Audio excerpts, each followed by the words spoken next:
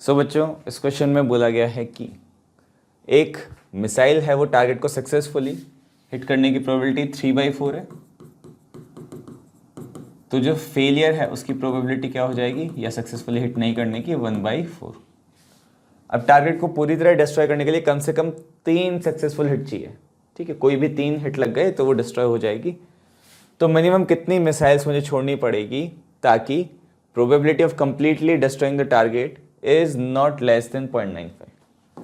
तो मैं मान लेता हूं कि let n number of missiles need to be dropped, let n missiles are required. Alright, अब क्या है कंप्लीटली डिस्ट्रॉइंग द टारगेट। तो कंप्लीटली डिस्ट्रॉय कब हो जाएगा, जब at least 3 hits,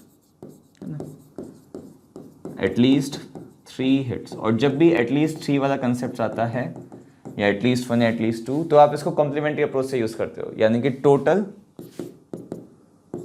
total minus P 0 hits minus P 1 hit exactly minus P exactly 2 hits. ये सारे सब्ट्रैक्ट कर दोगे तो बचे हुए सारे केसेस में 3 या 3 से ज़्यादा हिट्स आएंगे। टोटल प्रोबेबिलिटी तो 1 होती है, 1 माइनस ये कितना होगा, 0 हिट्स हो जाएगा, NC0 इंटू 0 हिट्स मतलब सारे मिसेज है, यानी कि 1/4 की पावर n आ जाएगा, माइनस एग्जैक्टली 1 हिट। तो उसको आप NC1 तरीके से चूज कर सकते हो, सक्सेसफुली हिट 3/4 और अनसक्सेसफुली हिट 1/4 की power n-1, minus NC2 into 3/4 का होल स्क्वायर इंटू 1/4 की पावर n-2। और ये जो क्वांटिटी है, it should not be less than 0.95, मतलब it must be greater than equals to 0.95। तो हम क्या करते हैं, इसको थोड़ा सा रीअरेंज कर देते हैं, 0.95 को उधर ले जाते हैं, इसको इधर ले आते हैं।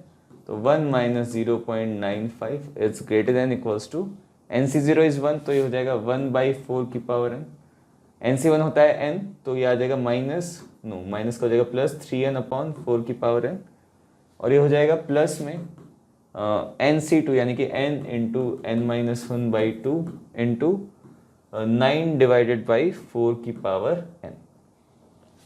ठीक है, इसको फिर से रीअरेंज करके लिख दो। इधर तो तीनों में एलसीएम में 2 इंटू 4 की पावर n लिख सकता हूँ, 2 इंटू 4 की पावर n, और यहाँ पे क्या बनेगा 2 plus 6n plus 9n square minus 9n, और ये हो जाएगा लेस देन इक्वल्स टू 0.05। ठीक है, और 0.05 को आप क्या लिख सकते हो, 1/20, और इस 2 से आप एक 2 कैंसिल कर दोगे तो ये रिजल्ट आ जाएगा 9n square minus 3n plus का 2/4 की power n is less than equals to 1/10, यानी कि 10 times 9n square minus 3n plus 2 less than equals to 4 की पावर n होना चाहिए। n की जिस वैल्यू के लिए, जिस मिनिमम वैल्यू के लिए ट्रू हो गया, वही मेरा आंसर होगा। तो आप एक एक करके n की वैल्यू पुट करना शुरू करो। n इक्वल्स टू 1 पुट किया तो LHS मेरा क्या बनेगा, 10 टाइम्स 9 माइनस 3 प्लस 2, तो ये क्या हो गया, 9 और 2 11, 11 minus 3 8, 80। Is it less than equals to 4? No. n equals to 2 put किया है ना, या तो मैं एक एक के जंप कर सकता हूँ या मैं 2 के जंप कर सकता हूँ। ठीक है, आप तो हर एक वैल्यू के लिए चेक कर लो, क्यों ही टाइम वेस्ट करना। तो ये तो कितना बनेगा 16, और 2 पे ये वैल्यू बहुत बड़ी बनेगी, एक्चुअली 2 भी सेटिस्फाई नहीं करेगा, आप तो सीधे 3 पुट करो।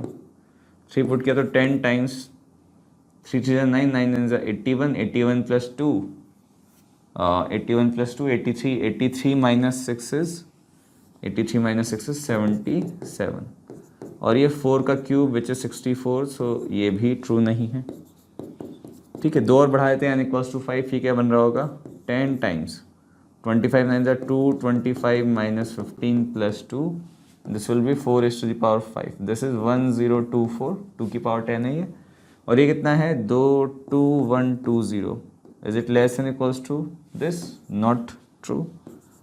n इक्वल्स टू 6 पुट करो, 10 times 36, 36 into 9 is 324 minus 18 plus 2 is less than equals to 4 की पावर 6, तो ये कितना हो गया 324, 25 26, 26 माइनस 18 8, 3 1 80 and 4 की power 6 is 2 raised to the power 12 which is 4096. So it is true, and if it is true for n equals to 6, it will be true for n greater than equals to 6. So the minimum number of missiles that need to be fired is 6. N will be equals to 6.